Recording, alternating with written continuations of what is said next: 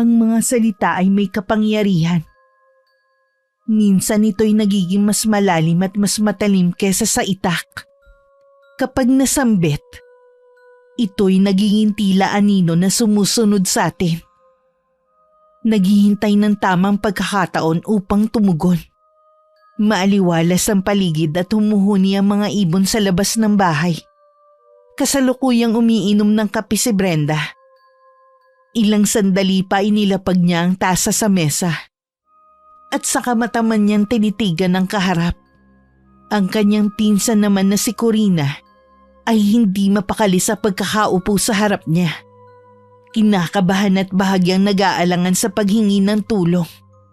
Malamig kasi ang pakikiharap ni Brenda at nakataas ang kilay habang nakatingin sa kanya. Brenda, pasensya na kung nakakaistorbo ako. May emergency lang kasi sa bahay kaya hihingi sana ako sa iyo ng tulong. Ngayon lang naman ako lalapit sa iyo eh. Ngayon lang?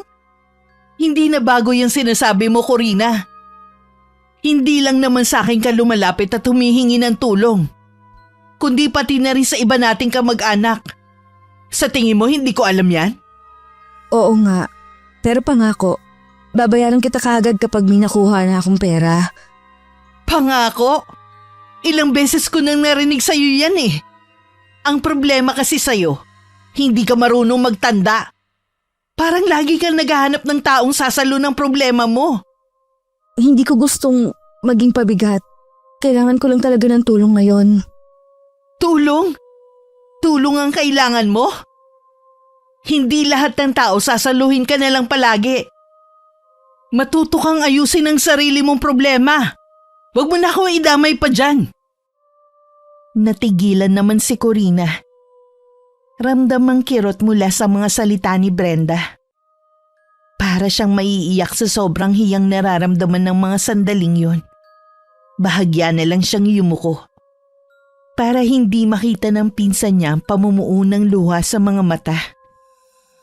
Pambihira ka kasi. Bakit sa akin ka na naman humihingi ng tulong ngayon? May mga utang ka pa nga sa ibang mga kamag-anak natin eh. Hindi ka ba nauubusan ng dahilan? Hanggang kailan ka ba ganyan? Pasensya ka na, pero kailangan ko talaga ng tulong. Alam kong nakakahiya pero wala na akong ibang malapitan sa ngayon eh. Ngayon lang naman nakikiusap ako. Para naman sa mga bata eh. Malapit na kasi mga anak si Janice at hanggang ngayon wala pa kaming pambili ng gamot. Kaya nga sinasabi ko sa'yo, magtrabaho ka na maayos. Hindi pwedeng umasa ka nalang lagi sa akin o sa pinsan ko. Hindi tama na lahat ng problema mo. Ipapasa mo na lang sa iba. Anong tingin mo sa amin? ATM? Nakakaubos ka na ng pasensya. Hindi ito para sa akin, Brenda. Kundi para sa mga anak ko. Nakikiusap ako. Wala na rin talaga kaming makain. Si Roberto, nawala na naman ng trabaho. Hindi ko na rin alam kung saan kukuha ng pambaon ng mga bata. Aba! Mga bata! Huwag mo isisi sa akin ang mga kapalpakan niyo bilang magulang. Isa pa, hindi ko responsibilidad ang mga problema mo. Kung hindi niyo pala kayang suportahan ng mga anak niyo, di sana hindi na kayo nag-anak ng marami. Alam kong hindi mo ito responsibilidad, pero hindi ko na talaga alam kung kanino palalapit. Kahit kaunting tulong lang sana. May kaya ka naman sa buhay kaya ako sa'yo lumalapit. Hindi tungkol sa kung may kaya o wala ang usapang ito. Kailangan mo kasing matuto ng leksyon. Kung patuloy kang aasa sa iba, walang mangyayari sa'yo. Tingnan mo nga yung si Roberto. Lahat na lang ng trabaho tinatanggihan. Paano kayo aasenso sa buhay niyan? Unti-unting tumigil sa pag-iyak si Corina. At naging malamig ang kanyang boses nang muling magsalita.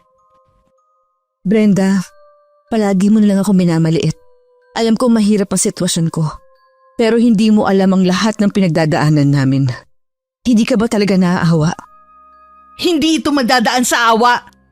Disiplina at responsibilidad ang pinag-uusapan dito. Paano ka magbabago kung hindi ka naghahanap ng tamang solusyon sa mga problema mo? Salamat sa paalaala. Hindi bale, hindi na ako babalik dito. At sana, hindi mo rin kailanganing humingi ng tulong balang araw. Tingnan natin kung sino mga ngailangan sa hinaharap ko, Rina. Isa kang inutil. Wala kang ibang aasahan kundi ang sarili mo. Grabe ang kapal ng mukha. Ako naman ang tinatakbuhan ngayon. Ewan ko ba sa kanya? Hindi naman ako bangko para sa mga problema niya sa pera. Umiihip ang malamig na hangin sa labas ng bahay at tila may binabalak si Corina habang humahakbang siya palayo sa bahay ni Brenda. Hindi mo alam kung anong klaseng sumpa ang kaya kong bitawan, Brenda. Pero hindi magtatagal. Malalaman mo rin. Tahimik na nagpatuloy si Corina sa kanyang paglalakad. Dala ang bigat ng kanyang galit at kawalan ng pag-asa.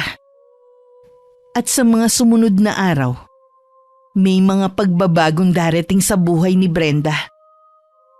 Mga pagbabagong magpapayanig sa kanyang buhay at magpapaalala ng mga salitang binitiwan niya.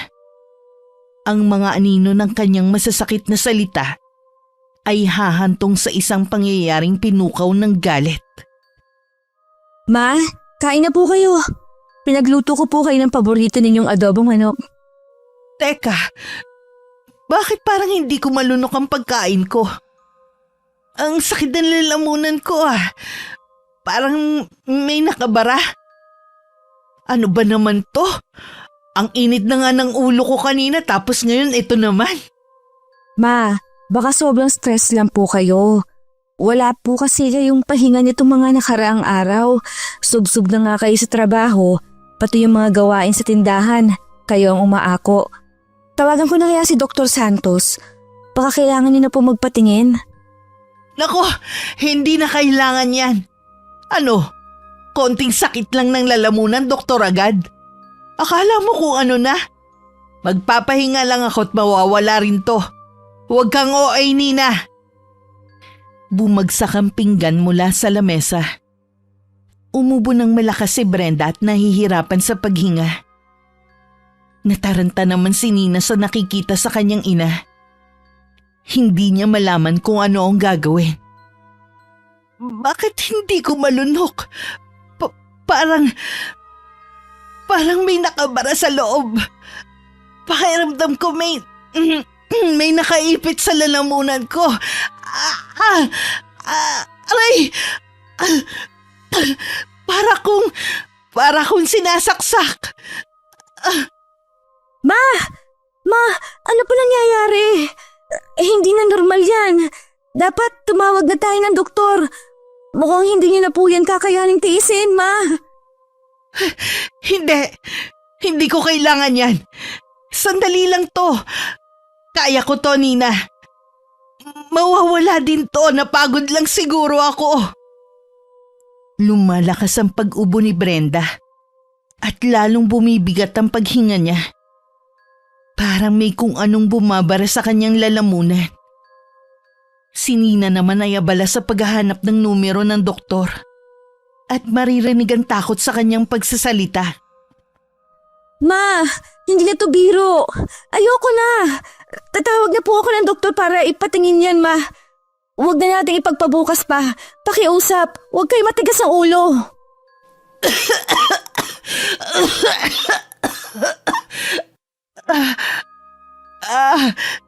Wala akong sakit, Nina. Sinabi ko nang okay lang ako. Huwag mo kong kulitin. Kailangan ko lang ng tubig. Pahingi ako ng tubig. Ma, eto na po yung tubig. Uminom na kayo. Tumigil sandali si Brenda sa pag-ubo. Ngunit nang subukan niyang uminom, hindi niya malunok ang tubig. Patuloy ang kanyang pag-ubo at lalo itong lumalala.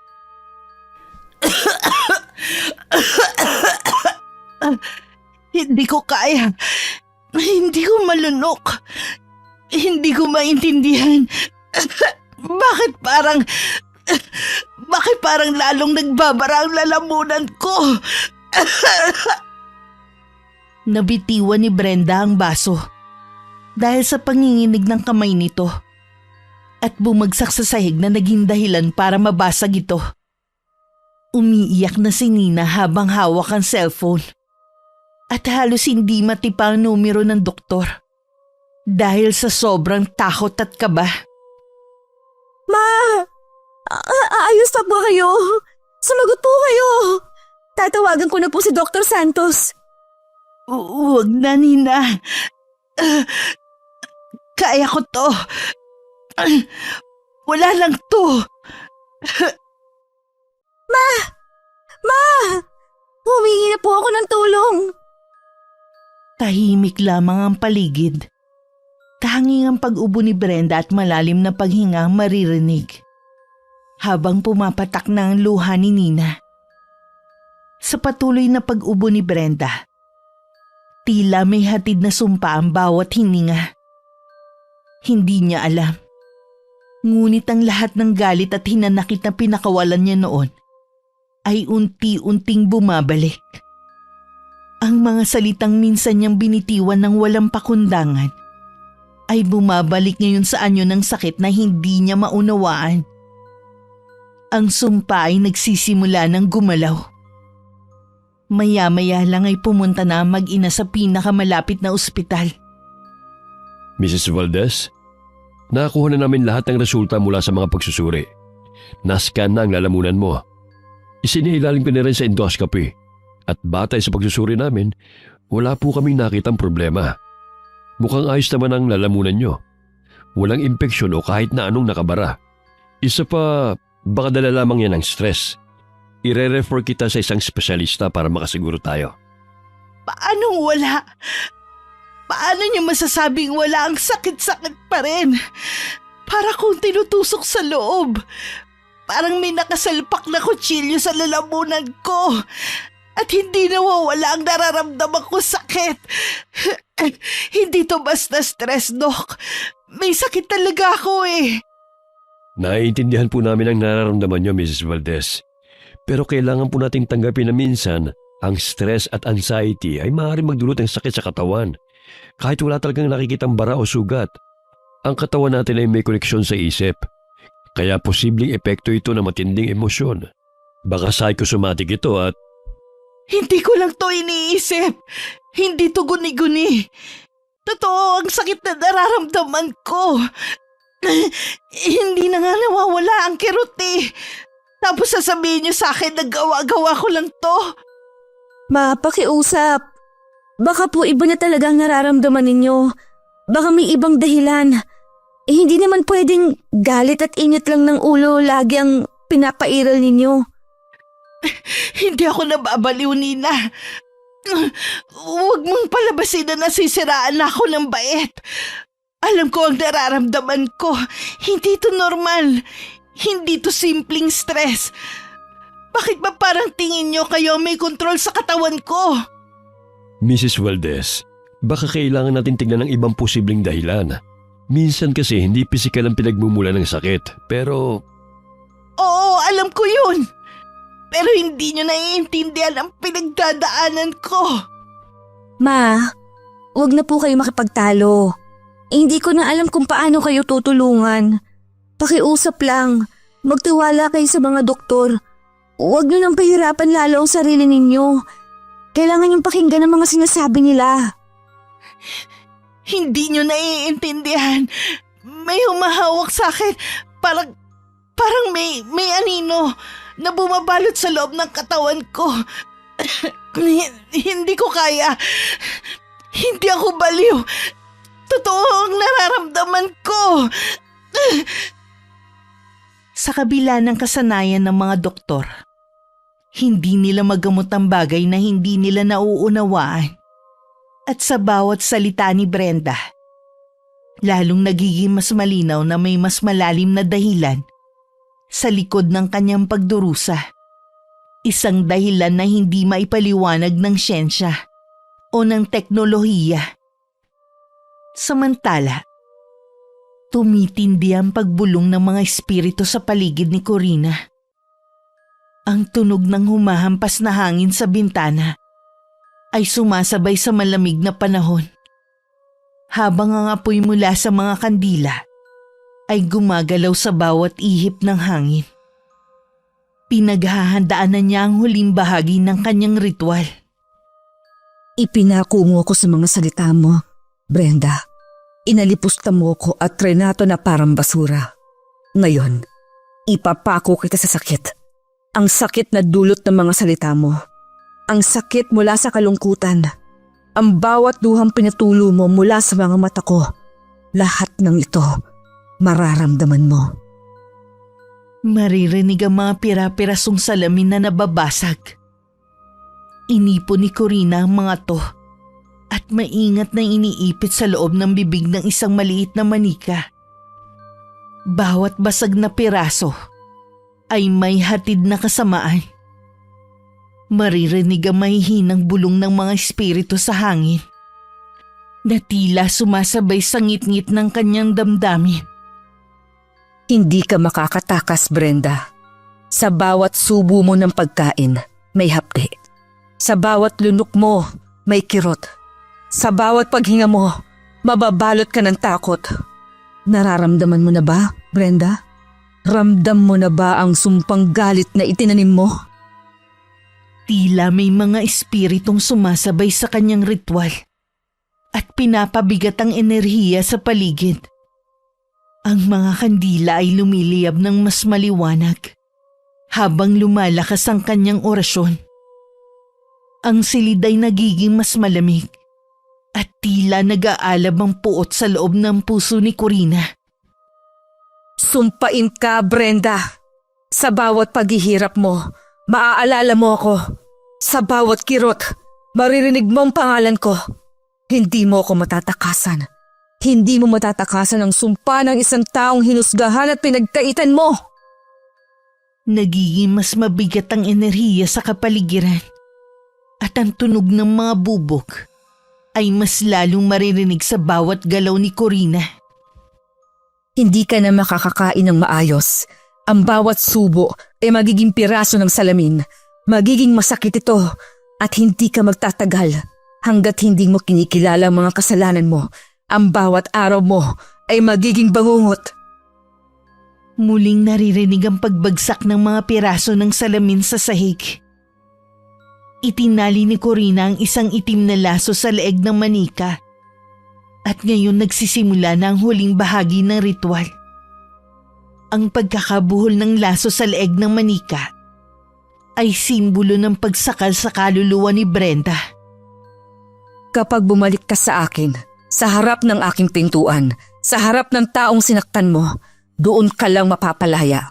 Pero hanggang hindi pa dumarating ang oras na yon, Brenda, lulunukin mo ang bawat pang-aapi na ginawa mo. Biglang tumigil ang pag-ihip ng hangin. Ang buong kapaligiran ay naging tahimik. Ngunit tila bumibigat ang hangin sa bawat saglit. Tumigil na si Corina sa kanyang ginagawa at tumayo, habang tinititigan ng manika sa kanyang kamay. Tapos na. Mula ngayon, Brenda, mabubuhay kang nararamdaman ng bawat kirot na inani mo. Ang sumpa ay nakadikit na sayo. Humupa ang mga bulong ng madilim na enerhiya. Ngunit naiwan ng malamig na presensya sa hangin. Tumayo si Corina sa gitna ng silid. Hawak ang manika sa kanyang kamay, na tila isang tropeyo ng kanyang paghihigante. Tandaan mo, Brenda, hindi lahat ng sugat ay naghihilom. Ang sugat na dinulot mo ay mag-iiwan ng pilat sa'yo, sa katawan at sa kaluluwa mo. Muling bumalik ang katahimikan sa paligid at maririnig ang mga huni ng ibon sa labas ng bahay ni Corina. Ngunit nag-iwan ng marka sa bawat sulok ang kanyang galit. Kinabukasan sa bahay ni Brenda, naglakas loob si Nina na sabihin sa kanyang ina ang isang bagay na ilang araw na niyang iniisip. Ma, baka po hindi ninyo magustuhan ang sasabihin ko. Pero narinig ko kay Ate Merly na may manggagamot sa kabilang bayan. Baka makatulong po siya sa inyo. Magpapaalbularyo ako. Nina, Di ba sinabi ko na sa'yo? Huwag na. Ayoko sumubok ng ganyan. Parang kalokohan lang naman yan eh. Pero ma, lahat po ng doktor na pinuntahan natin wala namang makitang problema sa inyo. Yang sakit sa lalamunan nyo, hindi na yan normal. Maraming pinapagaling si Mang Joaquin na hindi kayang ipaliwanag ng medisina. Kilala siya sa baryo, ma. Baka sakaling makatulong po siya. Hindi ako naniniwala sa mga ganyang bagay, anak. Bakit ko naman susubukan? Ilang doktor na ang sumuri sa akin. Hindi pa rin nila mahanap ang dahilan ng sakit ko. Tapos, magpapaalbularyo naman ako ngayon. Ano naman ang magagawa ng isang albularyo, ha? Alam ko po yun, ma. Naiintindihan ko kayo. Pero ilang araw na po kayong ganito. Wala na rin kayong ganang kumain. Kung may iba pang paraan, hindi po ba dapat subukan natin? At ano? Papahiran ako ng langis? Magdadasal ng kung ano-ano? Tapos sasabihin na may espiritu raw na nagpapahirap sa akin? Wala namang masama kung susubukan natin. Hindi po ba? Halos lahat ng paraan nagawa na natin, ma. Alam kong pagod na kayo. Kaya ayokong nakikita kayong nagkakaganito. Ayoko ng ganito, anak. Ang sakit. Araw-araw na lang ganito. Kahit tubig, hirap akong lunukin. Yan na nga po, ma. Lalo kayong nahihirapan. Sabi nila, malawak ang kaalaman ni Mang Joaquin tungkol sa mga bagay na hindi maipaliwanag ng mga doktor. Tsaka, totoo ang mga sinasabi ni Ate Merly. May mga gumaling sa kanya. Yung mga hindi nakakahanap ng lunas sa ospital. Ay, at ano naman ang gagawin niya? Papadapain ako tapos dadasalan. Nako, baka mas mahirapan pa ako at lumala tong nararamdaman ko. Hindi po, ma. Hindi naman siya ganun. Hindi kanya pahihirapan. Sabi ni Ate Merly, maingat siya. Nagdarasal lang siya. Baka nga po may makita siyang hindi nakita ng mga doktor. Halos lahat na ng paraan na subukan na natin pero baka may pag-asa sa ganitong paggagamot. Bakit ngayon mo lang sinabi yan, Nina? Kung tingin mo makakatulong yan, sana noon mo pa binanggit. Ayoko po kasing madagdagan ng mga inaalala ninyo. Pero ngayon, nakikita ko na hindi na kayang sagutin ng mga doktor ang mga tanong natin tungkol sa sakit ninyo. Ayoko pong umabot sa puntong mawawalan na tayo ng pag-asa. Kaya sana naman, ma, subukan lang natin. Pwede po ba? Hindi ko akalain na darating tayo sa ganitong sitwasyon. Pero siguro nga, wala na akong magagawa. Lahat sinubukan ko. Parang wala nangyayari.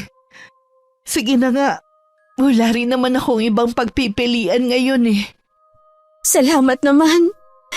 Hindi po kayo magsisisi. Gagawin ko lahat na makakaya ko para tulungan kayong gumaling. Huwag kang masyadong umasa, Nina. Hindi pa rin tayo sigurado kung makakatulong nga yan. Pero dahil sinabi mo, susubukan ko. Ma, salamat. Baka kasi magsisi tayo kung hindi natin susubukan. Ito na siguro ang sagot. Bukas, pupunta na tayo kay Mang Joaquin at magpapagaling po kayo roon. Kinaumagahan, maririnig ang mga tunog ng ibon at mga kulisap sa paligid. Sa labas ng bahay ni Mang Joaquin, nakapalibot ang mga halamang gamot at maaamoy ang luya at bawang. Magkasama sina Brenda at Nina at parehong tensyonado habang nakatayo sa harap ng pinto ng bahay ng albularyo. Ang kahoy na pinto ay lumang-luma na at mukhang marami ng pinagdaanan, tulad ng taong nasa harap nila ngayon. Teka, ano ba tong pinasok natin, Nina? Hindi ako sanay sa ganito. Para akong binabalot ng kung ano. Ma, kalma lang po kayo. Nandito tayo para humingi ng tulong. Ma, magiging okay din kayo. Naku, Nina, wala naman akong sakit na kaya niyang pagalingin eh. Pero sige na nga, nandito na tayo eh. Tapusin na lang natin to. Pagbukas ng lumang pinto, ang tunog ng kahoy ay parang nagmamarka ng kasaysayan. Ang loob ng bahay ay maliwanag sa kabila ng pagiging simple nito. May mga kandilang nakasindi at mga halamang gamot na nakasabit sa pader. Lumabas si Mang Joaquin, isang matandang lalaki na nasa higit 50 anyos na at malalim ang mga mata. Tumango siya na para bang inaasahan na niya ang pagdating ng mag-ina. Magandang araw. Ikaw si Brenda, tama ba? Halika kayo sa loob. Mukhang matagal-tagal na rin kayong nahihirapan. Nababasa ko sa inyo ang bigat ng sakit na dinadala nyo. Nakapagpatingin na ako sa ilang mga doktor pero wala silang makitang sakit sa akin. Ano bang magagawa nyo na hindi nila kayang gawin? May mga bagay na hindi kayang makita ng mga mata o marinig ng mga tenga. Pero may mga enerhiya na mas malakas pa kaysa sa sakit sa katawan. Kung gusto mo ng tulong, kailangan mong buksan ang isip mo. Sige, sinabi ko na sa anak ko na wala na akong magagawa. Susubukan ko na lang to. Humakbang si Mang Joaquin papalapit kay Brenda. Hinawakan niya ang mga kamay nito at tila may nararamdamang kakaibang enerhiya mula sa kanya. May malalim na sugat ang kaluluwa mo, Brenda. At ang sugat na yan ay mas mabigat kaysa sa inaakala mo. Yan ang dahilan kaya ka naparito, hindi ba? Sige na, gawin mo na kung anong kailangan mong gawin. Pero ayoko ng mga drama, ha? Kung hindi mo ako mapapagaling, wala ka ring silbi. Wag mo kong paaasahin. Hindi ako makakain dahil parang may nakabara sa lalamunan ko. Kahit anong lunok ko, masakit. Nagsimulang magdasal si Mang Joaquin at hinahanap ang pinagmumulan ng sakit sa lalamunan ni Brenda. Ang hangin sa paligid ay tila lumamig at naramdaman ni Brenda ang kakaibang enerhiya sa paligid. Hindi ko to ginagawa para lamang ipakita sa iyo ang mga bagay na gusto mong makita. Matindi ang galit na bumabalot sa iyo, Brenda. Ito ang pumasok sa isip at katawan mo at naging daan para magkaroon ka ng karamdamang hindi mapaliwanag. Galit? Anong ibig mo sabihin? Wala akong kaaway. Wala akong ginawang masama para sumpain ng kahit sino. May taong nagtatanim ng matinding galit sa iyo. Galit na malalim ang pinagmumulan pero hindi mo napapansin. Galit na naging daan para isumpa ka, Brenda. May piraso ng bubog sa lalamunan mo. Hindi ito pisikal na bubog, kundi espiritual. Ang ganitong uri ng sakit ay hindi kayang pagalingin ng mga doktor. Huwag kang magpa-opera dahil malalagay sa peligro ang buhay mo. Bubog? Anong sinasabi mo? Paano mangyayari yun? Hindi mo ako kilala. Paano mo nalaman ang mga bagay na yan tungkol sa akin? Makinig ka sa akin, Brenda. Hindi ko kailangang kilalanin ka ng personal. Napakalakas ng galit na dala mo. At yun ang dahilan. Kaya ang lakas ng kapit ng sumpa sa iyo. Kung susubukan mo itong alisin sa ibang paraan, hindi mo magagawa. Magpapatuloy ang sakit.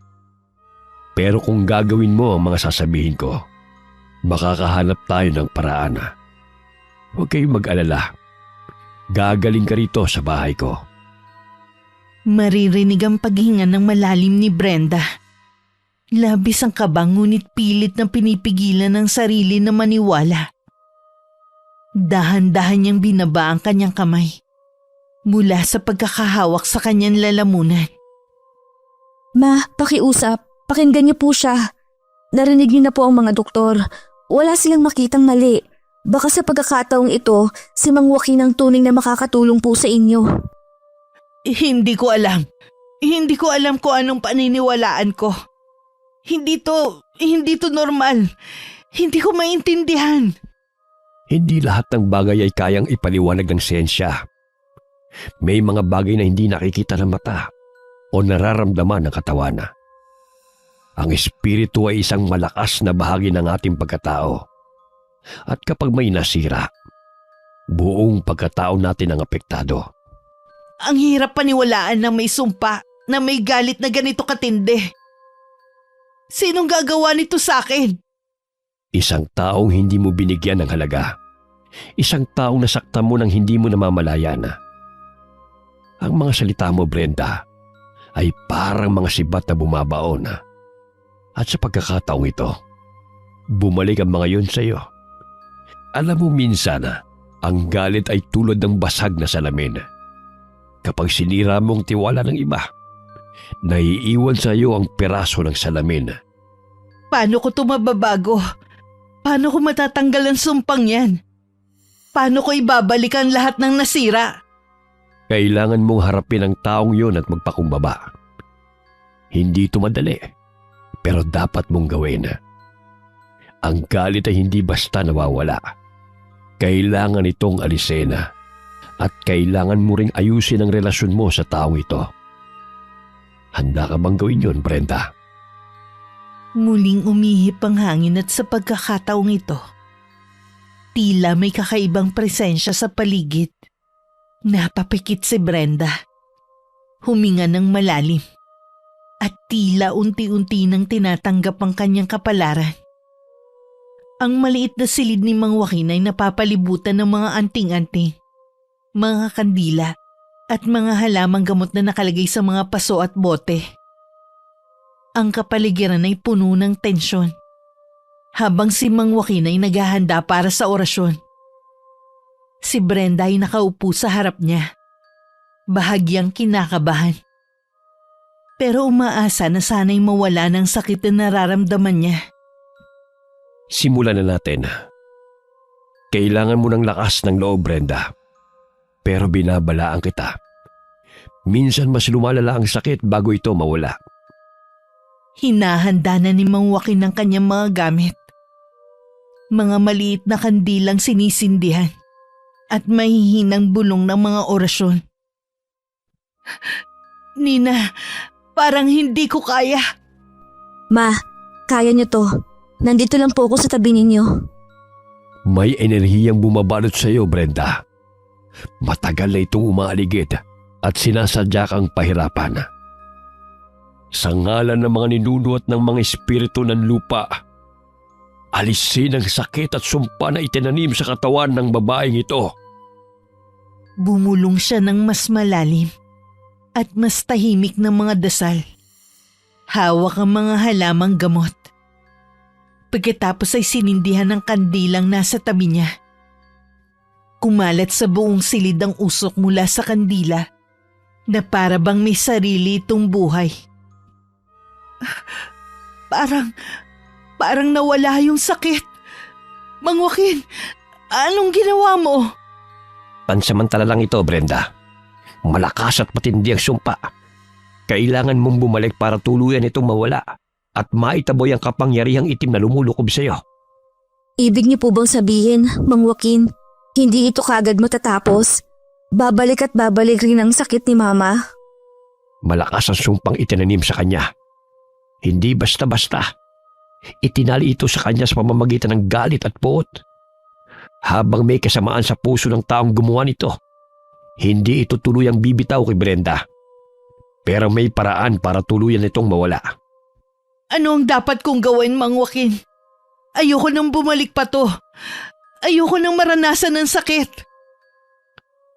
Kailangan mo ng matibay na paniniwala at pagtsatsaga. Hindi ito madali. Pero magdasal ka lamang at manalig. Isa yun sa mga sandata para labanan ng sumpa. Hindi ko maintindihan. Paano to nangyari sa akin? Bakit naman gagawin to ng kung sino man? Walang hanggan ang kasamaan ng tao kung puno ng inggit at galit ang puso. May mga tao na nagkikimkim ng sama ng loob at naghahangad na maghiganti. Huwag mo na lamang tanungin kung bakit. Ang mas mahalaga ngayon ay patuloy kang lumaban. Sige, kung kailangan kong bumalik dito araw-araw gagawin ko. Kung ito ang paraan para tuluyan akong gumaling, handa akong gawin ng lahat. Magtiwala ka, Brenda. Kailangan mo lamang ng lakas ng loob at tiwala sa Poong May Kapal at sa mga espiritu ng kabutihan. Bumalik si Mang Joaquin sa kanyang dasal. Kinuha niya ang isang bungkus ng mga halamang gamot habang patuloy sa pagbigkas ng orasyon. Ang usok ay bumabalot sa kanila at ang alingaw-ngaw ng mga bulong ni Mang Joaquin ay tila sumasabay sa hangin. Ramdam ko may nagbago. Parang gumaan ang pakiramdam ko. Pansamantala lang yan, Brenda. Bumalik ka bukas. At sa bawat pagbabalik mo, unti-unti nating lalabanan ng sumpa hanggang sa ito'y tuluyang mawala. Ma, mukhang makakatulong po talaga si Mang Joaquin. Bumalik tayo bukas at sa mga susunod na araw. Mukhang ito na ang paraan para tuluyan na kayong gumaling. Maaamoy pa rin sa bahay ni Mang Joaquin ang halimuyak ng mga halamang gamot. Sina Brenda at Nina ay nakaupo sa isang mesa habang hinihintay si Mang Joaquin na matapos ang orasyon. May isang simpleng mangkok ng lugaw na inihanda ang asawa ni Mang Joaquin bilang bahagi ng kanyang panggagamot. Ma, subukan niyo po. Tingnan natin kung kaya niyo pong kainin ito. Parang kaya ko. Sana hindi na masakit tulad ng dati. Dahan-dahang kinuha ni Brenda ang kutsara at sinubukan niyang sumubo ng konti. Parehong nakatingin si Nina at Mang Joaquin habang dahan-dahang lumulunok si Brenda. Nina, hindi masakit! Hindi na masakit! Ma, sabi ko na nga ba dito kay Mang Joaquin, nakakakain kayo ng hindi nasasaktan. Diyos ko, Nina, akala ko hindi na ako makakakain ng ganito. Ang gaan ng pakiramdam ko rito sa bahay ni Mang Joaquin. Habang patuloy na kumakain si Brenda, tumingin si Mang Joaquin sa kanila. Ngumiti ngunit mababanaag sa mga mata ang kaseryosohan. Alam niyang pansamantala lamang ang kaginhawaang nararanasan ni Brenda. Pero sa sandaling yun, ang makita ang isang pasyenteng nakaramdam ng ginhawa ay nagbibigay kasiyahan sa kanya. Naku, parang gusto ko na ngang tumira dito, anak. Dito lang ako nakakakain ng maayos at walang nararamdamang sakit. Siguro mas mabuti pa nga dito na lang ako, ano? Malugod ko kayong tatanggapin dito. Pero tandaan nyo, kailangan pa rin nating sundin ang proseso para tuluyang mawala ang sumpa. Narinig niyo, Ma? Sana tuloy-tuloy na ang paggaling ninyo. Muling sumubo ng pagkain si Brenda. At sa bawat lunok ay tila nararamdaman niya ang panibagong lakas na bumabalik sa kanyang katawan.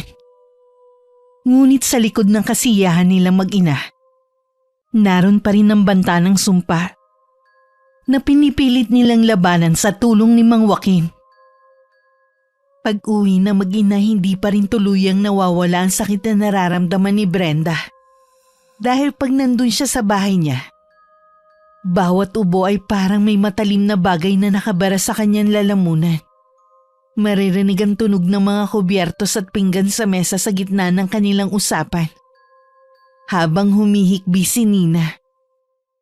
Ma, gumaling kayo sa loob ng bahay ni Mang Joaquin. Pero pag uwi natin, bumabalik ang sakit. Ano bang sumpa ito? Hindi ko alam, pero natatakot ako. Nangyayari na naman, anak. Bawat subo, bawat lunok parang may mga patalim na namang nakabaon sa lalamunan ko. Hindi ko kayang lunukin kahit tubig. Parang may piraso ng salamin na nakatusok. Bakit nangyayari sa akin to? Ma, kailangan niyo pong kumain. Kung hindi kayo kakain, lalo kayo manghihina. Kailangan niyo maging matibay. Hindi po pwedeng magpatuloy kayo ng ganito. Sinusubukan ni Brenda na kumain. Ngunit bigla niyang itinulak palayo ang pinggan. Mahalata ang pagkadismaya sa kanyang buntong hininga. Habang hirap at umuubo pa rin. Hindi ko kaya. Sobrang sakit. Hindi ko maintindihan, Nina. Para akong may tinik sa lalamunan. Para itong hinahati ng mga basag na salamin mula sa loob. Masakit. Sobrang sakit. Ma, wag po kayong sumuko. Subukan natin ulit kina Mang Joaquin. Siya lang ang may alam tungkol sa ganitong uri ng sumpa. Ang mga doktor, wala na silang magawa. Parang nawawala na rin sila ng pag-asa sa inyo. Paano ko gagaling, Nina? Paano? Madaling sabihin para sa'yo dahil hindi mo naiintindihan. Hindi ikaw ang nakakaramdam ng sakit. Wala nang gamot na makakalunas sa sakit na to. Hindi ko alam kung paano ko huhugot ng lakas. Hindi ko alam kung hanggang kailan ko to kakayanin. Tumayo si Brenda. Mabilis ang mga yabag ng kanyang mga paa habang naglalakad palayo. Si Ninay na natiling nakaupo sa mesa. Hawak ang kutsara at nagpipilit na huwag umiyak. Bagamat malinaw na hirap na siya. Paano ko kayo matutulungan kung hindi kayo nakikinig? Paano ako mananatiling matatag kung kayo mismo sumusuko na? Pinunasan ni Nina ang mga luha niya. Gamit ang likod ng kanyang kamay habang nagpupumilit manatiling matatag. Ngunit hindi maipagkakaila ang panghihinayang sa boses niya. Ma, iniisip ko ang kapakanan ninyo. Pero paano ko kayo makukumbinsi na subukan natin ulit? Hindi na sapat ang mga dasal. Hindi na sapat ang pagpapatingin sa mga doktor. Alam kong natatakot kayo. Pero hindi din natin alam kung gaano pa kalala ang pwedeng mangyari. Kailangan natin ng solusyon, Ma. Hindi ko alam, Nina. Hindi ko alam. Parang natatakot na rin ako sa kahit anong solusyon. Bawat paghinga ko, parang may humahabol sa akin. At parang malagim na sumpa talaga ang bumabalot sa katawan ko. Baka ito po ang sinasabi ni Mang Joaquin. Sumpa talaga ito. Pero Ma, hindi kayo pwedeng magpatuloy ng ganito. Hindi ko kayang makita kayong naghihirap ng ganito. Baka kailangan natin bumalik sa kanya. Baka mas alam niya kung ano ang gagawin. Nina, kung talagang sumpa nga to, anong magagawa natin? Wala na bang ibang paraan para takasan ito? Ma, baka may paraan pa po. Hindi lang natin alam. Baka kailangan niyo lang sundin ang payo ni Mang Joaquin. Hindi niyo po pwedeng sukuan ang laban na ito. Kung may kahit kaunti pang pag-asa, huwag agad tayong susuko. Tumahimik sandali si Brenda. Habang tinitingnan si Nina na tila naguguluhan, ngunit nahahabag. Mararamdaman ang bigat ng sitwasyon. Ngunit umaasa pa rin sila na kahit papano ay merong solusyon sa suliranin na kanilang kinakaharap. Sige anak, subukan natin ulit. Pero hindi ko alam kung hanggang kailan ko pa kakayanin ito. Ma, kakayanin natin to. Magkasama tayo sa laban na ito.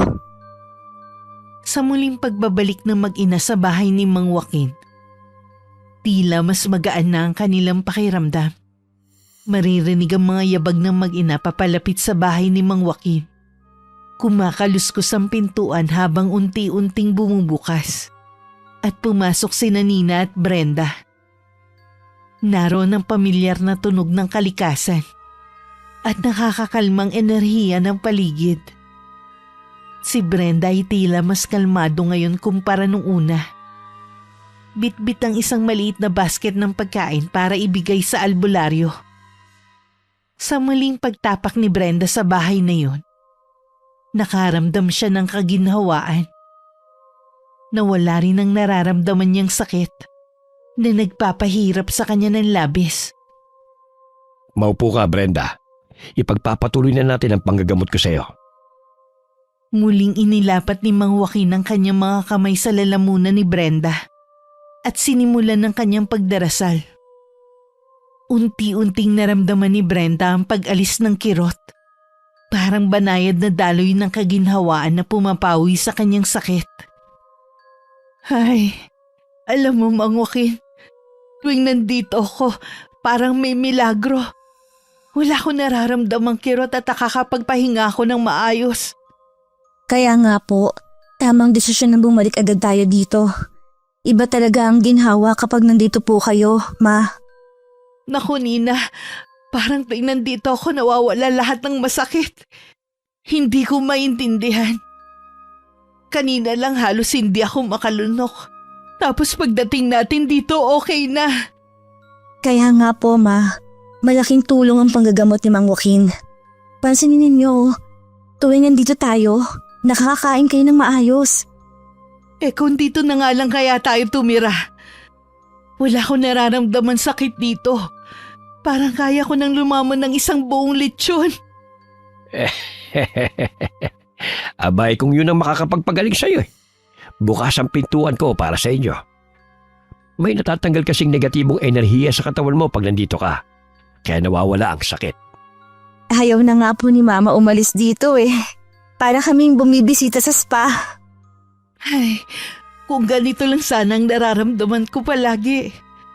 Kaya lang tuwing nasa bahay na ulit ako, bumabalik yung sakit. Parang may sumusunod sa akin. Oo nga po, Ma. Pag uwi natin sa bahay, hirap na naman kayo kumain. Dito lang talaga kayo nakakaramdam ng ginhawa. Pag nandito ako, gumiginhawa ang pakiramdam ko. At nakakakain ako ng walang nararamdamang sakit. Pero seryoso, baka dito na nga ako gumaling ng tuluyan. Ngunit sa kabila ng biro at tawanan, alam nilang hindi ito ang permanenteng solusyon. May higit pang kailangan gawin para magamot si Brenda ng lubusan. Baka nga may kung anong sumpa, no? Napapagod na rin kasi ako dahil sa ganitong karamdaman eh. Kung dito lang ako gumiginhawa, magpatayo na lang kaya tayo ng kubo sa tabi ng bahay niyo, Mang Joaquin. Naiintindihan ko kung bakit mo iniisip yan, Brenda. Pero ang layunin natin dito ay tuluyang alisin ang sakit mo. Hindi sapat na dito ka lang gumaling. Kailangan nating alamin ang ugat ng problema para kahit saan ka man pumunta, malaya ka na sa sakit. Oo nga no. Ayoko naman mabuhay ng takot sa pagkain. Mahilig pa naman ako sa pansit palabok. Basta, Ma, gagawin natin ang lahat para tuluyan kayong gumaling. Si Mang Joaquin ang makakatulong sa atin. Hali kayo, ipagpatuloy natin ang paggamot. Hindi magtatagal makakamit mo rin ang paglaya mo mula sa sakit na yan. Maririnig ang banayad na kaluskos ng mga dahon. Ang tahimik na dasal ni Mang Joaquin. At ang amoy ng mga halamang gamot na bumabalot sa hangin. Habang nagpapatuloy ang panggagamot. Salamat Mang Joaquin. Kung hindi dahil sa'yo, siguro hirap pa rin akong huminga at kumain. Nagkakaroon ako ng bagong pag-asa tuwing nandito kami. Maya-maya na puno ng nakabibinging katahimikan ng silid. Habang naghahanda si Mang Joaquin, naharapin ng may gawa ng sumpa. Ang mga nakasinding kandila ay lumilikha ng mga anino sa mga pader.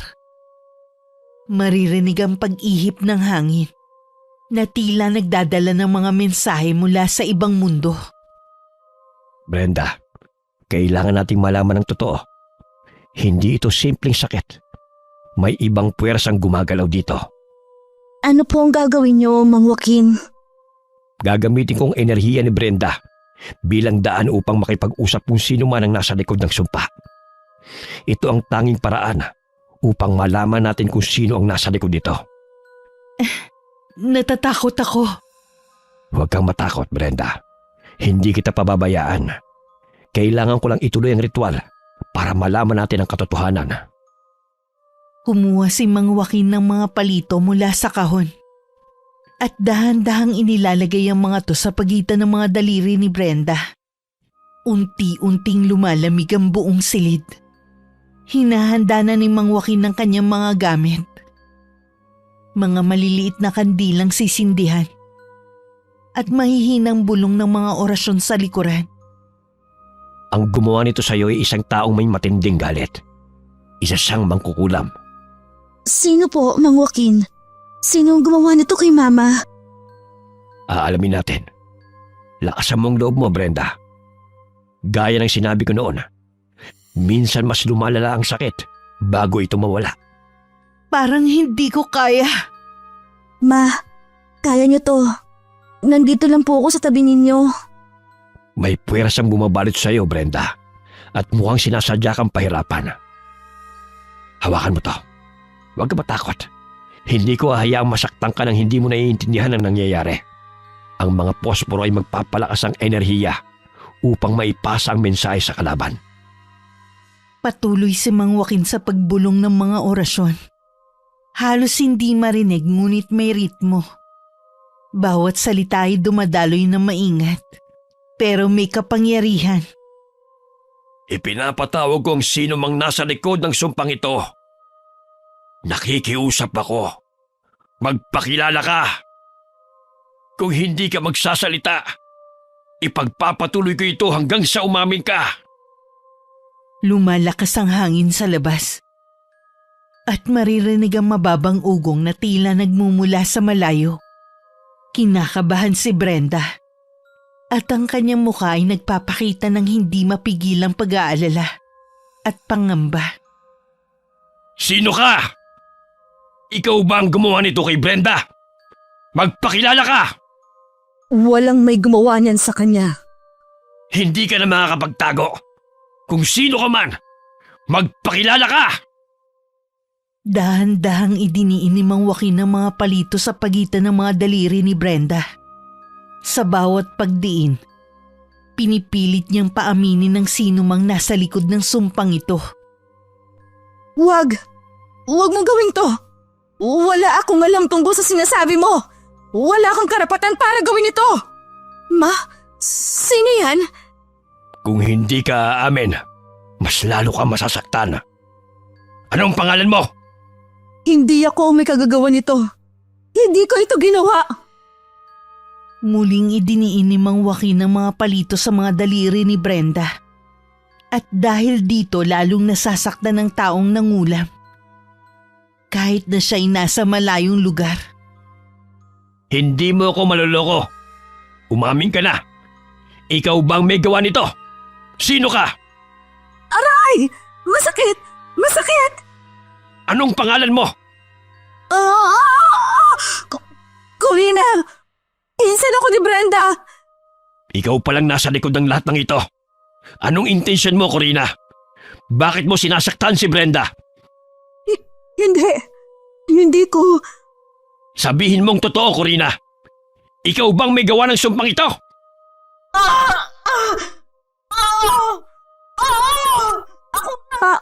Ako nga may gawa nito.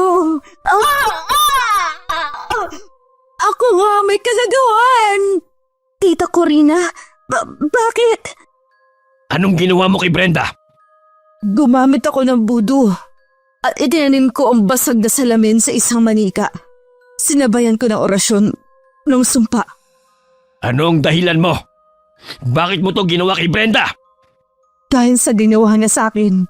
Dahil sa mga masakit na salitang binitiwan niya.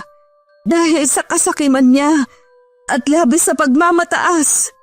Hinayaan niyang maghirap kami habang siya naman nagtatamasa ng kasaganahan. Kaya isinumpa ko siya. Anong gusto mong mangyari? Aray! Ganito ko siyang... Aray! Gusto ko siyang maghirap. Gusto kong maramdaman niya ang sakit na katumbas ng naranasan ko. Kung hindi mo titigilan ang ginagawa mo, babalik sa iyo ang sumpa ng mas malala. Hindi mo naiintindihan, Corina. Ang bawat galit at puot mula sa paghihiganti mo, babalik sa iyo ng 10 beses. Hindi. Kalokohan lang yan. Habang ipinagpapatuloy mong sumpa, ang sakit ay babalik sa iyo ng mas matindi pa. Tigilan mo na ito, Corina. Ipawalang bisa mo na ang sumpa. Itigil mo na ito bago pa lumala ang lahat. Hindi! Nararapat ka sa kanyang sakit na to. Hinusgahan niya ako. Pinagsalitaan ng masama at minaliit ang pagkatao ko. Ito ang kabayaran sa ginawa niya. Inuulit ko, ang sakit na idinulot mo kay Brenda ay babalik sa iyo ng 10 beses kung hindi mo ititigil ang sumpa. Isipin mo ang pamilya mo. Sila ang pinakamasasaktan dahil sa ginagawa mo. Huwag mo akong pangunahan. Masyado kang nakikialam sa buhay ng may buhay. Hindi lamang si Brenda ang nagdurusa. Nakataya rin dito ang sarili mong kaluluwa. Huwag mong ipasawalang bahala ang mga espiritu. Naririto lamang sila, nagmamasid. Wala akong takot sa mga espiritu. Minsan na silang nagbibigay sa akin ng lakas. Kaya wag mo akong diktahan! Ang lakas na yun ay galing sa takot at galit. Yan ang dahilan kung bakit hindi ka makakawala sa sumpa. Yan ang nag-uudyok sa iyo na gumawa ng masama. At ang kasamaan ay laging may kabayaran. At anong gusto mong iparating? Kailangan mong aminin ang iyong mga pagkakamali. At para sa sarili mong kapakanan, kailangan mong alisin ang galit na lumalamon sa puso mo. At ano ang mangyayari kung hindi ko yun gagawin? Anong kaparusahan na naghihintay sa akin? Magiging sani ito ng mas matinding paghihirap. Maaaring hindi lang sa iyo, kundi pati na rin sa mga taong mahal mo. Nagiging kasangkapan ng kamalasan at kasawian ang kakayahan mo sa itim na mahika. Kailangan mong baguhin ang landas mo. Kung ipagpapatuloy mo ito, ako mismo ang gagawa ng paraan para mapilitan kang tumigil. Tama na! Masakit!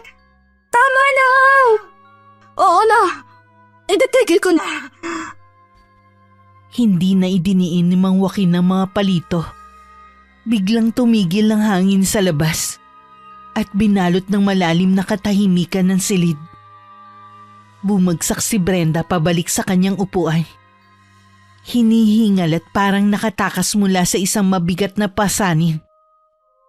Ma! Ayos lang po ba kayo? Anak, oo, mukhang ayos lang naman ako. Maaaring pansamantala lamang ito. Kailangan natin tiyakin na hindi ka nababalikan ni Corina.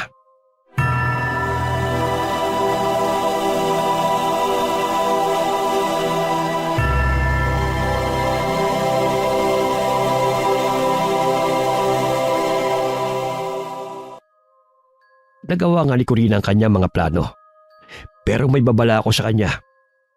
Ang sumpa ay hindi isang bagay na pinaglalaruan. Lahat ng sakit na dulot niya sa iba ay babalik sa kanya ng mas matindi. Totoo ba, Mang Joaquin? Titigil na ba siya?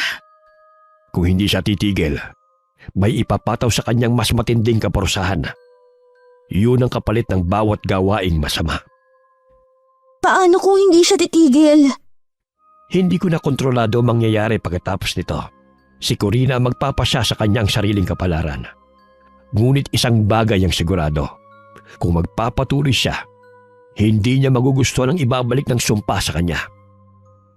Mahirap isipin na ang ganitong kalupitan ay nag-ugat mula sa napakababaw na dahilan lamang. Ang ginawa ni Corina ay nagbunga ng mga nakakapangilabot na pangyayari at nagdulot ng labis na pagdurusa sa kanyang kapwa.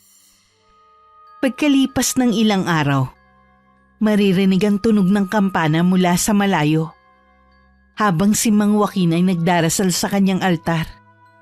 Pinapalibutan yun ng mga kandila at halamang gamot. Dumating si Nina sa may pintuan habang humihikbi. Mang Joaquin, si Mama, hindi pa rin po siya lubos na gumagaling. Kahit na dinasalan niyo na siya, bumabalik pa rin ang sakit kapag wala kami sa bahay niyo. Paano ko siya matutulungan? Nagmula sa malalim na hinanakit ang enerhiyang bumabalot kay Brenda. Hindi ito isang simpleng sakit na maaaring gamutin ng halamang gamot o dasal lamang. Nakatingin si Mang Joaquin sa malayo at malalim ang iniisip. Kumakapal ang mga ulap at para bang nagdadala ito ng pangamba. May lugar na makakapagbigay ng lubos na kagalingan para sa kanya. Ngunit kailangan ng sakripisyo, iha. Sa banal na bundok ng Banahaw matatagpuan ang sagradong tubig. Kung pupunta si Brenda sa talon at batis na matatagpuan doon, maglalaho ang sumpa. Hindi nga lamang magiging madali ang paglalakbay. Kailangan ng tiyaga at tiwala. Pero Mang Joaquin, hindi po niya kakayanin ng mahabang biyahe, lalo na ang pag-akyat sa bundok. Kilala ko si Mama. Ayaw niya nang nahihirapan. Bukod pa doon, takot na takot siya. Ang kagalingan ni laging may sakripisyo. Ang tanong, Handa ba siyang magsakripisyo para sa ikagagaling niya? Nakataya ang buhay niya rito. Kung hindi siya susubok, walang mangyayaring pagbabago. Kakausapin ko po siya. Kailangan niyang malaman na ito na lang ang natitira naming pag-asa. Mang Joaquin, siguradong hindi siya maniniwala kaagad. Pero kailangan kong ipaalam sa kanya ang lahat. Tama yan, Nina. Kailangan mong ipaliwanag sa kanya na hindi lamang ito para sa kanya, kundi para na rin sa pamilya niyo. Sabihin mo sa kanya na sa bawat hakbang, may kasama siyang mabubuting espiritu ng mga ninuno para gabayan at protektahan siya. Pero paano kung hindi po siya makinig? Baka isipin niyang pinipilit ko siya. Alam niyo naman ang ugali ni Mama, matigas ang ulo. Kailangan mong maging mahinahon at mapagpasensya. Magsalita ka mula sa puso mo. Sabihin mong nag-aalala ka at ginagawa mo ito dahil mahal mo siya. Kung makikita niyang handa kang ipaglaban siya, maaari mabuksan ang isip niya. Opo, sige gagawin ko po yun. Kailangan ko ring ipaalam sa kanya na hindi siya nag-iisa sa labang ito. Tama yan, Nina. Kapag magkasama kayong dalawa, mas magiging madaling lumaban. Tandaan mo, pag may tiwala kayo sa isa't isa, makakayanan niyo ito. Salamat po, Mang Joaquin. Ipagdasal niyo po kami ni Mama. Patuloy din kayong magdasal at huwag kayong mawalan ng pag-asa, Nina. Kinagabihan, sa labas ng bintana ng bahay ni Brenda maririnig ang kaluskus ng hangin at mga patak ng ulan na halos umaabot na sa loob ng silid. Si Nina na may nakatayo sa tabi ng kama ni Brenda habang siya'y nagpapahinga. Ma, may sinabi po si Mang Joaquin. May pag-asa pa raw para gumaling kayo ng tuluyan. Pero kailangan natin pumunta sa bundok ng Banahaw. May sagradong tubig doon. At baka yun na po ang tuluyang makapagpaalis ng sumpa. Bundok ng Banahaw? Sa gitna ng ulan at putik?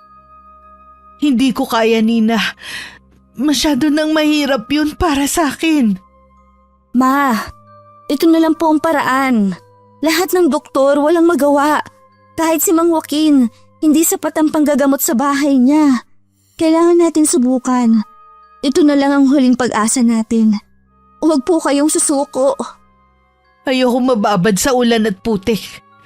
Hirap na nga ako rito. Tapos lalo niyo pa akong pahihirapan. Mapakiusap. Nasa peligro na po ang buhay niyo. Bakit ayaw yung subukan kahit isang beses man lang? Paano kung yun na lang talaga ang paraan? Patuloy na bumubuhos ang ulan at lalong tumitindi ang tensyon sa silid. Hindi sumasagot si Brenda at matigas pa rin ang kanyang kalooban. Mapakiusap. Hindi ko po kayang mawala kayo. Alam niyo ba kung gaano kasakit sa akin ang makita kayong ganito? Anak, hindi ko alam kung anong mangyayari sa akin. Baka hindi ko nakayanin. Ma, hindi po kayo nag-iisa. Kasama ninyo ako, palagi. Hindi ako aalis sa tabi ninyo. Isa pa, ginagawa ko po ito dahil mahal ko kayo.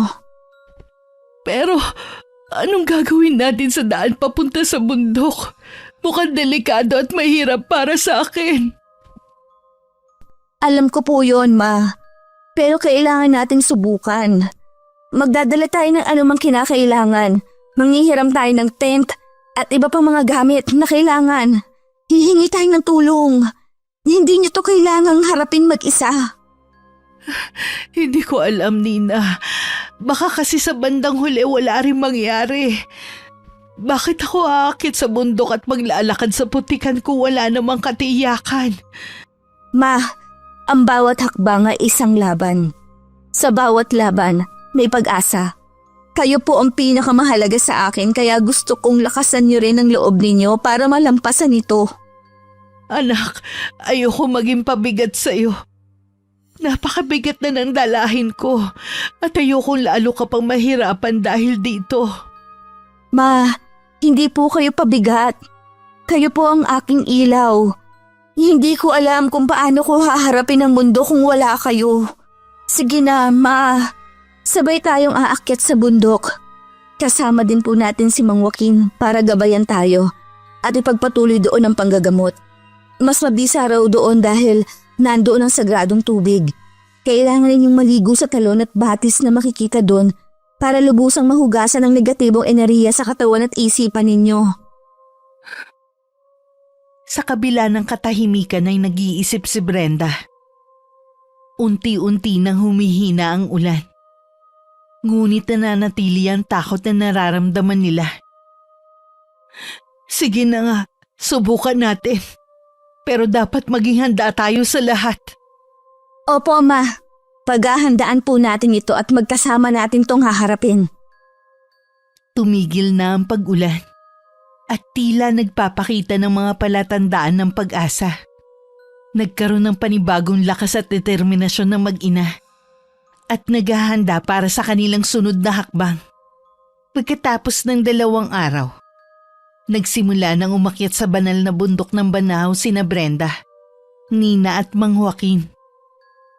Sa gitna ng hamog at malamig na hangin sa bundok, ang pagpunta sa banal na tubig ang pinakainaasahan nila. Ang landas ay madulas at puno ng mga bato. Hinihingal na si Brenda. Halatang hirap na hirap sa pag-akyat.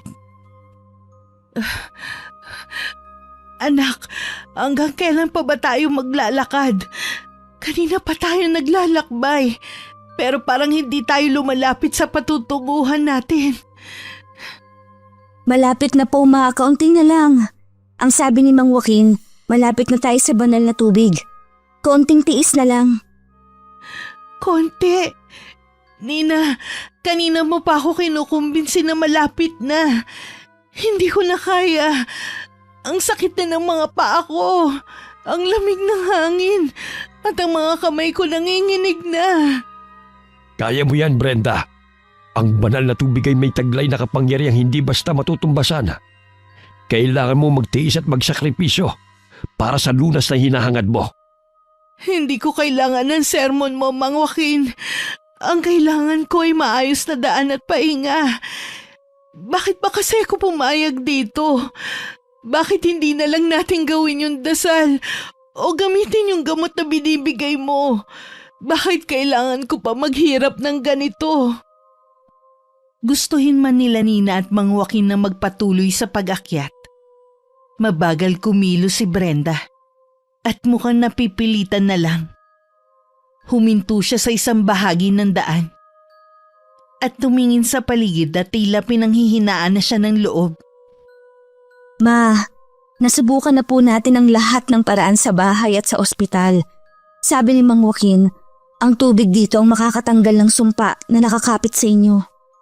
Wala na akong pakialam sa mga banal na tubig na yan. Hindi na kaya ng mga paa kong namamanhid, ng katawan kong nanghihina na. Hirap na ako. Hindi ko na kayang ipagpatuloy to. Brenda, malapit na tayo. Nararamdaman ko ang enerhiya ng sagradong tubig. Ang tubig na tutunaw sa mga bubog na sumasakal sa'yo. Makakarating na tayo doon. Kaya mo yan. Paano kung hindi? Paano kung pagdating natin sa tubig na yan wala rin mangyari? Nasasayang lang ang lakas ko. Ang hirap na pinagdaanan ko. Lalo pang lumubha ang kalagayan ko. Hindi. Ayoko na. Itigil na natin to. Ma, sakripisyo po natin to para sa ikabubuti ninyo. Wala na tayong ibang papipilian. Kailangan nating ituloy ang pag-akyat sa bundok ng Banahaw. Ibigay niyo na po ang lahat. Nandito na tayo eh. Hindi ko kaya. Ayoko na ng mahabang lakad. Ayoko nang umakyat sa bundok. Brenda, ito lamang ang pag-asa mo para gumaling ka ng lubos. Ayoko na. Hindi ko na kaya. Masyado na ako nahihirapan. Gusto ko nang umuwi. Babalik ako at maghahanap ulit ng doktor. Kahit anong operasyon pa yan, tatanggapin ko na. Basta wag lang ang ganitong klaseng paghihirap. Brenda, tandaan mo, ang desisyon mo ang magdidikta ng kinabukasan mo. Ang tubig sa bundok na ito ay hindi pangkaraniwan at tunay na nakapagbibigay ng lunas sa mga karamdamang espiritual. Kung tatalikuran mo ang pagkakataong ito, maaaring wala ka nang balikan. Wala na akong pakialam, Mang Joaquin. Kung totoo nga matutulungan ako ng banal na tubig mo, hindi sana yung ganito kahirap puntahan. Para sa akin hindi ito ang lunas. Tahimik lang si Nina. Pero makikita sa kanyang mukha ang lungkot at pagkabigo. Si Mang Joaquin ay tahimik na lang na umiling. Ngunit nagpasya na rin siyang bumaba kasama si Brenda. Habang bumabalik, ramdam ni Mang Joaquin ang labis na panghihinayang dahil sa pinalampas na pagkakataon. Ngunit wala na siyang magawa kundi respetuhin ang desisyon ni Brenda at samahan siya pabalik. Pagkatapos ng isang araw na pamamahinga, mas pinili ni Brenda na bumalik na lang sa doktor upang muling ipasuri ang kanyang karamdaman. Mrs. Valdez, batay sa mga resulta ng huling pagsusuri, inirerekomenda namin na magpa-opera kayo. Alam naming medyo delikado pero ito na lamang ang natitirang paraan. Kailangan niyo pong magdesisyon. Sige, hindi ko na kayang tiisin ang sakit na to. Pero ano ang mangyayari sa akin? Ma, wag. Ma, wag na pong ipilit ang operasyon. Naalala niyo po ba ang sinabi ni Mang Joaquin? Kung mapapa-opera kayo, baka hindi ninyo kayanin. Hindi ko alam kung tama ba talaga ang desisyong ito. Pero pagod na kasi ako, Nina. Gusto ko nang masolusyonan ang problemang to. Ma, umaasa na lang po akong makakalabas kayo ng buhay. Huwag din kayo mawawala ng pag-asa. Anong mangyayari sa akin? Paano kung hindi na ako makabalik? Kailangan lang nating ipagdasal ito. Magiging maayos din po ang lahat. Nina, kung sakaling hindi ako makabalik. Ayoko sana mangyari yun pero... Ipagdasal na lang natin ito at magtiwala po tayo. Mrs. Valdez, gagawin namin ang lahat para sa inyo. Ihanda ang mga kagamitan. Pero paano kung hindi ito magtagumpay? Anong mangyayari sa pamilya ko? Ma, huwag niyong isipin ang mga bagay na yan. Ang importante po sa ngayon, magpakatatag kayo. Tandaan ninyo, nandito lang po ako sa tabi ninyo. Gagawin namin ang lahat ng kinakailangan. Magpakatatag kayo. Salamat. Ikaw ang dahilan kung bakit ako lumalaban, anak. Hindi po kayo nag-iisa, Ma. Lakasan po ninyo ang loob ninyo at manalig sa may kapal. Maya-maya lang ay maririnig ang tunog na nagmumula sa mga medical monitor at oxygen machine. Si Brenda ay nakahiga sa kama. Labis ang sakit at pagod na nararamdaman. Habang ang kanyang anak na si Nina ay hawak ang kanyang kamay at nag-aalala. Ma, ano pong nangyayari? Bakit hirap na naman kayo huminga? Diyos ko, masakit. Nagkaroon ng komplikasyon sa operasyon. Tatawagin ko ang doktor. Ma, kaya niyo to. Magpakatatag po kayo. Naramdaman ni Brenda ang takot at pag-aalala. Habang nauubusan na siya ng lakas, lumapit si Nina sa kanyang ina. Ang mga luha niya ay patuloy na tumutulo sa kanyang mga pisngi. Habang nakikita niyang nanghihina ang ina. Nagiging mas kritikal ang sitwasyon. At ang pag-asa ni Brenda na gumaling ay tila nagiging malabo na. Habang nahihirapan sa ospital si Brenda, walang ibang maisip na paraan si Nina, kundi ang tawagan si Mang Joaquin at tumaasang makakatulong pa siya. Mang Joaquin, tulungan niyo po kami. Si Mama, mas lumala po ang kalagayan niya pagkatapos ng operasyon. Tama po ang una ninyong sinabi noon na hindi niya kakayanin kung magpapa-opera siya. Hindi siya makahinga ng maayos. Hindi ko na alam ang gagawin. Kalma lang, Iha. Pupuntahan ko kayo dyan. Kailangan po namin kayo ngayon. Para may masamang nangyayari kay Mama. Mas malala po siya kaysa dati. Sa kasamaang palad, may mga bagay kasing hindi kayang solusyonan ng medisina. Hindi bale, hintayin mo ako. Papunta na ako. Habang nasa ospital at naghihintay ang mag-ina, Unti-unting bumabalot kay Brenda ang alaala ng nakaraan. Mga alaala ng isang bagay na kanyang nilihim. Ang tanging bagay na hindi niya kailanman gustong ipaalam sa iba. Maya-maya lang ay dumating na si Mang Joaquin sa ospital. At may bitbit na maliit na bote ng sagradong langis na ginagamit sa panggagamot. Mang Joaquin, salamat at dumating na kayo. Si Mama, mas lumalala po ang kalagayan niya. Halos hindi na po siya makakilos at parang may pumipigal sa kanyang huminga. Karamdamang espiritual yan kaya mahirap gamutin ang modernong medisina. Mula pa sa labas ng ospital, naramdaman ko ng mabigat na enerhiya. Mang Joaquin, bakit ganito? Parang pinipiga ang puso ko. Huminga ka ng malalim, Brenda. Kailangan nating tanggalin ang sumpa mula sa ugat nito. Huwag kang mawawala ng pag-asa. May pag-asa po ba, Mang Joaquin? Basta may tiwala at pananampalataya, hindi tayo pababayaan ng poong may kapal. May aaminin ako. Nanunumbalik sa akin ang alaala na nakaraan. May ginawa akong hindi tama noon. Matagal na yun. Isang sumpa na dapat sana'y binaon ko na sa limot. Ma, ano po ang ibig ninyong sabihin? Noon kasi, may kapitbahay kami si Aling Rosa. Kinuha niya ang lupa namin at nagalit ako ng sobra. Sa tindi ng galit ko, nag-orasyon ako sa ilalim ng buwan at sinumpa ko siya. Akala ko, parang biro lang yun. Wala naman talaga ako intensyon na saktan siya. Ma, nagawa niya po yun? Akala ko ba hindi kayo naniniwala sa mga ganitong bagay? Inisip ko na lang na baka wala naman talagang bisa yun. Pero pagkatapos kong gawin ang orasyon, nagkasakit na malubha si Aling Rosa. Binaliwala ko lang yun pero ngayon, pakiramdam ko, bumabalik ito sa akin bilang kabayaran. Brenda, ang sumpa na ginamit ni Corina sa'yo ay nagmula mismo sa sariling galit at pagkamuhi mo noon. Mukhang siya lang ang nagpalakas sa sumpang ikaw mismo nagpakawala. Ganun po ba? Siya ang nagpalala ng sumpang matagal nang ibinaon sa limot. Baka gawa din po ito ng karma. Ma, baka yan po ang punot dulo ng lahat ng ito. Kaya siguro hindi lubos na nawawalang negatibong enerhiya sa inyo. Ayoko ng ganito, anak.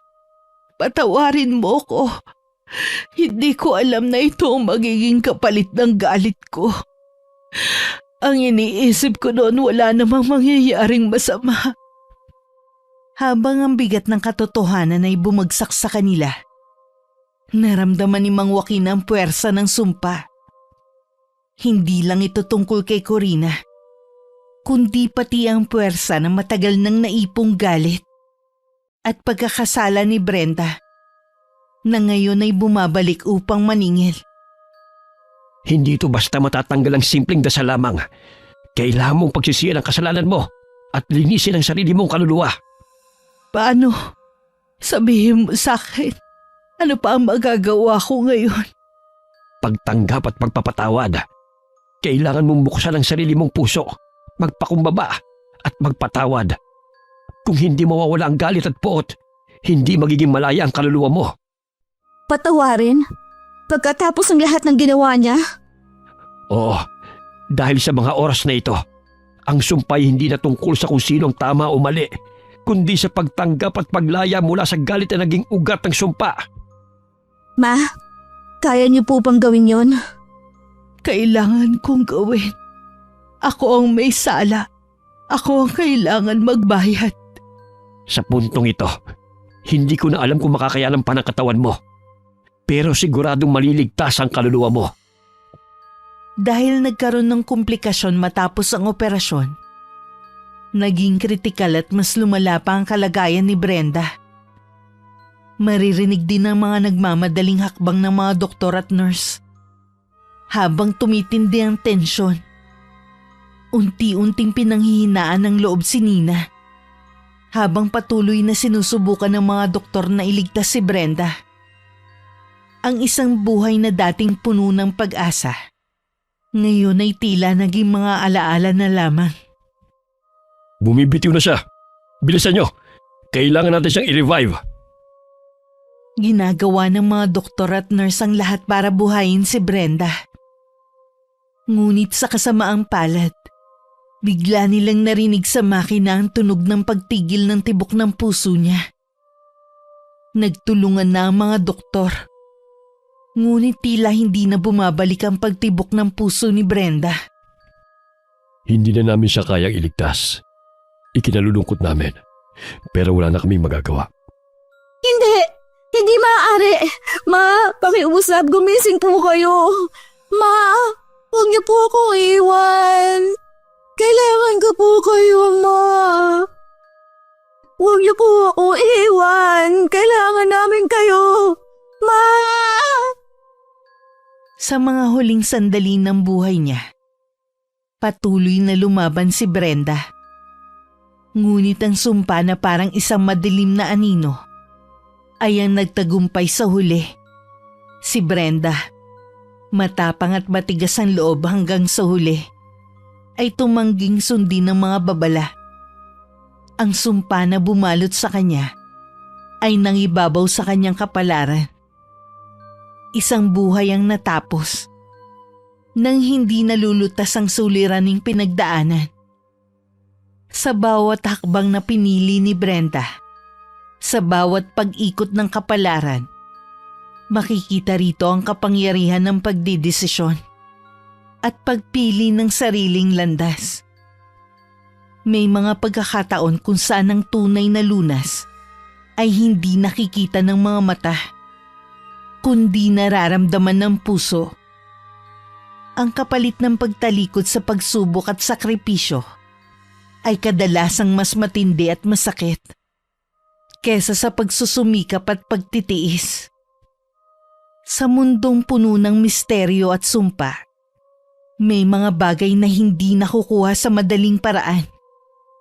Ang tunay na lakas ay nasa pagharap sa pagsubok, hindi sa pag-iwas. Ang kanyang pagpanaw ay naging simbolo ng isang laban na nabigo. Nagtapos na ang kanyang pagdurusa. Ngunit ang alaala ni Brenda ay mananatili sa puso ng kanyang pamilya at mga kaibigan. Lumipas ang isang linggo. Labis pa rin ang paghihinagpis ni Nina dahil sa pagpanaw ng kanyang ina.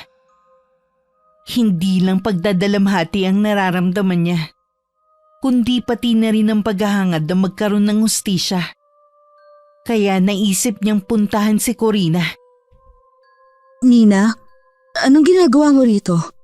Wala na ang nanay mo. Ano pa bang gusto mong gawin dito? Bakit mo ginawa ito sa amin? Pamilya tayo. Paano mo ito nagawa? Anong klaseng baluktot na pag-iisip ang meron ka? Wala ka pa talagang konsensya. Pamilya? Pamilya bang tawag sa humihila sa ibababa? Si Brenda? Akala mo malinis ang konsensya niya? Walang pakialam, mapangmata. Akala mo kung sino? Nakakainis siya. Kaya dapat lang na maramdaman niya ang parusang siya rin ang nagpataw sa iba. Ang sumpang ginawa mo sa kanya, babalik sa'yo ng 10 beses. Hindi mo ito matatakasan. Lahat ng galit na itinanim mo, aanihin mo ng higit pa sa inaakala mo. Tingin mo ba, magkakaroon ka ng kapayapaan dahil sa ginawa mo? Maling-mali ka. Para sa mga mahihina lang yan. Kaya kong harapin kahit ano, Nina. Kahit ang karma, kaya kong kontrahin. Tingnan na lang natin kung talagang totoo yung mga sinasabi mo. Hindi mo naiintindihan. Huwag mo nang subukan pang labanan ng karma dahil walang silbi ang mga orasyon mo at yung baluktot na pag-iisip mo. Sa bawat sumpa, haharapin mo rin ang paghihirap na walang katapusan. Hindi laro ang sumpa. Anumang galit at sakit na itinanim mo sa iba ay babalik ng may kasamang parusa. Ang paghihigante ay hindi kailanman magbibigay ng tunay na kapayapaan. Isang paalala na ang kadilimang dinulot sa iba ay kadalasang bumabalik. ng higit na mas masakit at mas mabigat. Samantala, nagkakwentuhan ng mga tao sa bayan at maririnig ang mga bulong sa mga kalsada na tila may dalang misteryo. Pero wala sa kanilang nakakaalam ng tunay na istorya. Kumakalat ang bulong-bulungan tungkol kay Corina. Ang sumpang ipinataw niya kay Brenda ay bumalik sa kanya. At ngayon pinaparusahan siya ng itim na mahikang nilikha niya. Hindi na siya makabangon mula sa sakit. At sinasabing ito ang hagupit ng karma dahil sa kanyang kasalanan. Habang tumitindi ang takot ng mga tao, unti-unti silang umiiwas. At iniwang nagdurusa si Corina sa anino ng kanyang sariling gawa. Habang ang taga-baryo ay tahimik na tinatanaw ang pait ng galit na hindi na naitama.